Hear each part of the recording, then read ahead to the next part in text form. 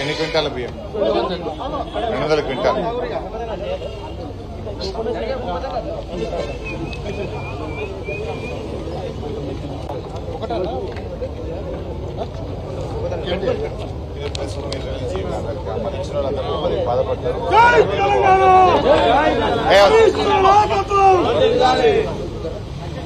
నెట్టుకోకరు బిడ్డ, కొంచెం ప్రెస్ వాళ్ళకి ఛాన్స్ ఇవ్వండి.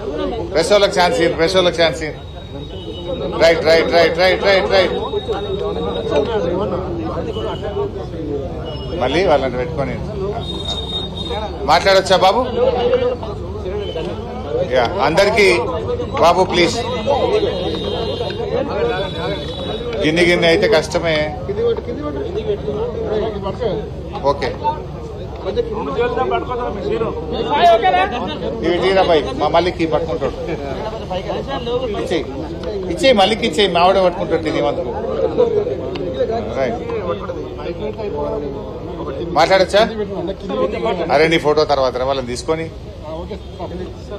అందరికీ నమస్కారం.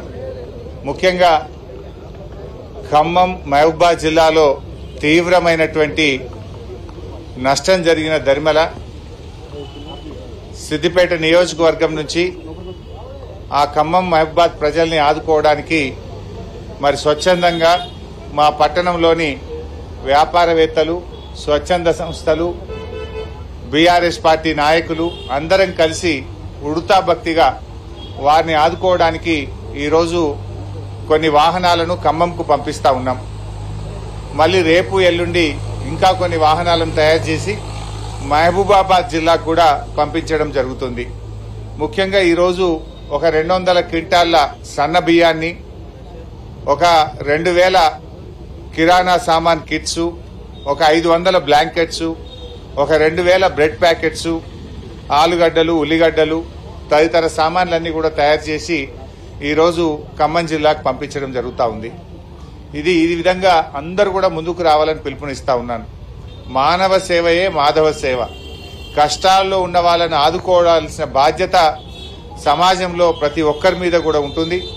ఎవరి స్థాయికి తగ్గట్టు వాళ్ళు ముందుకు వచ్చి ఈ ఖమ్మం మహబూబాద్ వరద బాధితుల్ని ఆదుకోవాలని చెప్పి బీఆర్ఎస్ పార్టీ తరఫున నేను పిలుపునిస్తా ఉన్నాను. ఇవాళ ప్రభుత్వం పూర్తిగా ఫెయిల్ అయిపోయింది.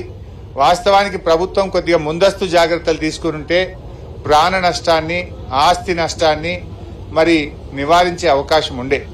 కానీ ప్రభుత్వం నిద్రపోవడం వల్ల, మేలుకోకపోవడం వల్ల ఇవాళ తీవ్రమైనటువంటి నష్టం జరిగింది. సరే, వారి కష్టాలను మేము పూర్తిగా తీర్చలేకపోయినా ఒక సామాజిక బాధ్యతగా బీఆర్ఎస్ పార్టీ తరఫున ఈరోజు ఈ కిట్స్ అన్ని కూడా మేము ఖమ్మం పంపిస్తా ఉన్నాం. 2-3 రోజుల్లో మహబూబాద్ కూడా మరిన్ని కిట్స్ కూడా పంపిస్తాం. ఇప్పటికే కేసీఆర్ గారి పిలుపు మేరకు బీఆర్ఎస్ పార్టీ ఎమ్మెల్యేలు, ఎంపీలు, ఎమ్మెల్సీలు మేమందరం కూడా 1 నెల జీతాన్ని ముఖ్యమంత్రి సహాయ నిధికి ఇవ్వాలని చెప్పి కూడా మేము నిర్ణయం తీసుకున్నాం. మరి మాలాగా కాంగ్రెస్ కానీ, బీజేపీ కానీ, ఇతర రాజకీయ పార్టీల ఎమ్మెల్యేలు, ఎంపీలు, ఎమ్మెల్సీలు కూడా ముందుకు వచ్చి మరి వారు కూడా ముందుకు రావాలని చెప్పి కూడా నేను ఈ సందర్భంగా కోరుతా ఉన్నాం. మరి అదేవిధంగా ఈరోజు ముఖ్యంగా ఒకటే ఆలోచన చేయాలి. ఇవాళ ప్రభుత్వం, ముఖ్యమంత్రి గారు మా మీద ఉల్టా కేసులు పెట్టిస్తున్నాడు. మేము వరద సాయం చేయడానికి ఖమ్మంకు వెళ్తే అక్కడ మా మీద ఉల్టా కేసులు పెట్టిండ్రు. మేము అక్కడికి వెళ్లి వాళ్ళను పరామర్శించి వారికి ఉడతా భక్తిగా కొన్ని కిట్లు ఇచ్చాం. మా మీద దాడి చేసినారు. దాడి వాళ్లే చేసిండ్రు, పైగా మళ్ళీ ఉల్టా మా మీదనే కేసులు పెడతా ఉన్నారు.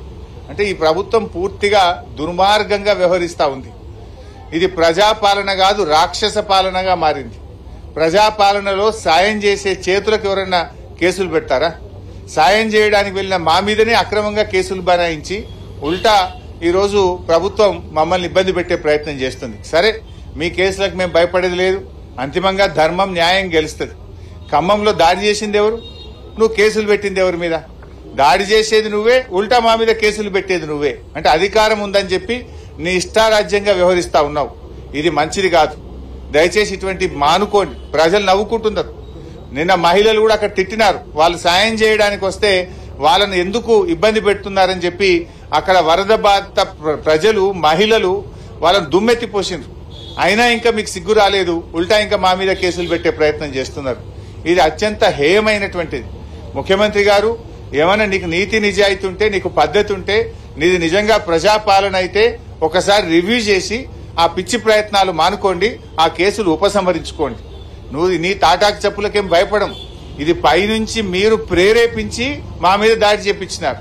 ఎందుకంటే మేము పోయింది సాయం చేయడానికి. అక్కడ ప్రజలు మిమ్మల్ని తిట్టిపోస్తా ఉన్నారు. ప్రజలు కనీసం మిమ్మల్ని దగ్గరికి రానిచ్చే పరిస్థితి లేదు. ప్రజల తీవ్ర ఆగ్రహానికి గురైనటువంటి మీరు మాకొస్తున్నటువంటి స్పందన, మేము చేస్తున్న పనిని చూసి ఓర్వలేక ఇలాంటి కార్యక్రమాలకు మీరు పాల్పడ్డారు. అయినా మేము వెనకకు పోలే. ఈరోజు చూడండి, నెల జీతం ఇచ్చాం, లారీల కొద్ది సరుకులను ఆ ప్రాంత ప్రజలకు పంపిస్తా ఉన్నాం. ఇది మా నిజాయితీ. ఇది నిజంగా వరద బాధితులకు ఉడతా భక్తిగా మేము చేసే సహాయం. మీరు ప్రభుత్వంలో ఉండి, అధికారంలో ఉండి తాగడానికి మంచినీళ్ళు కూడా ఇవ్వలేకపోయినారు, ఒక హెలికాప్టర్ పంపించలేకపోయారు, కనీసం అన్నం పెట్టలేకపోయినారు. మీ వైఫల్యాన్ని కప్పిపుచ్చుకోవడానికి ఈ రకమైన ప్రయత్నాలు మానుకుంటే మంచిది. ఎప్పుడైనా మంచిది మంచేనండి, తప్పు జరిగితే ఒప్పుకొని దాన్ని సరి చేసుకోండి, కానీ ఈ రకంగా చేయడం మంచిది కాదు. ఇవాళ కూడా మేము పత్రికల్లో, ప్రముఖ పత్రికలు అన్నింటిలో కూడా చూసాం. అసలు మేము ఎట్లా బతకాలి అని వాళ్ళు ఏడుస్తున్నారు. 10,000 ఏ మూలకు సరిపోవంటున్నారు. కట్టు బట్టలు తప్ప ఏం మిగల్లేదంటున్నారు. ఎవరి ఇల్లు అయితే పూర్తిగా నీటలో మునిగిపోయినాయో, బట్టలు తప్ప ఏమి లేని పరిస్థితి ఉందో, కనీసం వారికి ఒక్కొక్క ఇంటికి ఒక 2 లక్షల రూపాయలు ఇచ్చి ఆ కుటుంబాలను నిలబెట్టండి. అందులో ఎక్కువ మంది దళితులు, గిరిజనులు, బలహీన వర్గాల ప్రజలే ఎక్కువ ఉన్నారు, మైనార్టీ ప్రజలే ఎక్కువగా ఉన్నారు. అటువంటి ప్రజలకు చేయూతనివ్వాలని చెప్పి మేము ప్రభుత్వాన్ని కోరుతున్నాం.